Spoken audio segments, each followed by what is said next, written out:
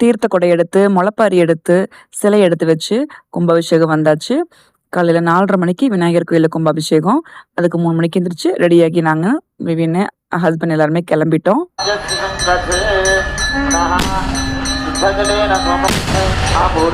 அடுத்து பெருமாள் கோயில்ல கும்பாபிஷேகம். 6:30 மணிக்கு கும்பாபிஷேகம் ஸ்டார்ட் பண்ணியாச்சு. ஆலியம்மன் கோவில் வந்தாச்சு. கீழே இருந்து தீர்த்தம் கொண்டு போய் மேலே கலசத்தில் ஊற்றி கும்பாபிஷேகம் சிறப்பாக முடிச்சிட்டாங்க. 7 to 8 டைமிங்க்கு கரெக்டாக முடிச்சிட்டாங்க. ஆஃப்டர்நூன் காவடி ஆட்டம் ஆடினாங்க. வீட்டுக்கு போயிட்டு வந்து பார்க்குறக்குள்ளேயே காவடி ஆட்டமே பாதி முடிஞ்சிருச்சு. திருப்பி வந்து எல்லா கோயிலையும் போய் சிறப்பு அலங்கார பூஜையெல்லாம் பார்த்து சாமி கும்பிட்டுட்டு வீட்டுக்கு கிளம்பிட்டோம். ஈவினிங் வீட்டுக்கு போயிட்டு கொஞ்ச நேரம் ரெஸ்ட் எடுத்துட்டு நைட்டு வந்து ஒயிலாட் ப்ரோக்ராம் வச்சுருந்தாங்க. ஸோ அதை பார்க்கறதுக்கு குட்டீஸ் எல்லாம் கூப்பிட்டு கிளம்பி வந்துட்டோம்.